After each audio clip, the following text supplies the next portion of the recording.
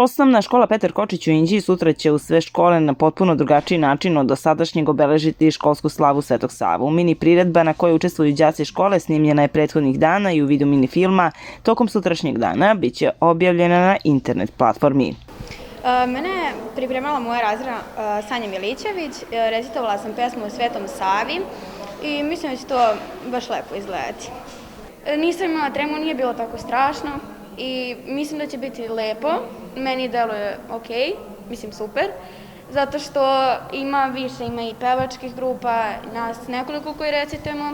Pesma o Svetom Savi je bila podeljena na nekoliko nas i mislim da je to svaka iznala na svoj način i da će biti baš lepo, tako kad se spoje nekoliko nas. Film je za sada u montaži, zajednički ga rade pedagogica škole i nastavnik informatike.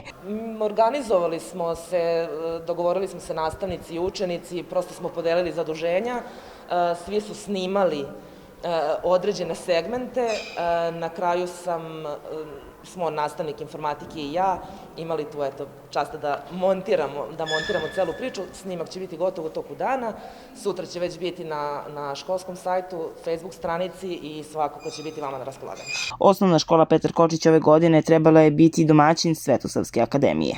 Mi u Komisiji za kulturnu delatnost škole, članovi komisije, čiji sam član i ja, dogovorili da ovaj put to bude online priredba. Deca su naravno odradila svoj deo posla, mi smo im pomogli.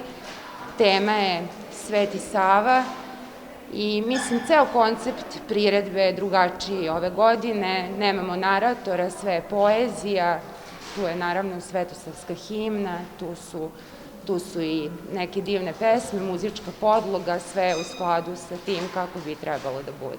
Iako nema organizovane proslave, tokom sutrašnjeg dana u školama u Inđiji biće obavljeno sečenje slavskog kolača u objektima škole uz prisustvo manjeg broja zaposlenih, uz poštovanje svih mera preporučenih od strane Vlade Republike Srbije u suzbijanju epidemije koronavirusa.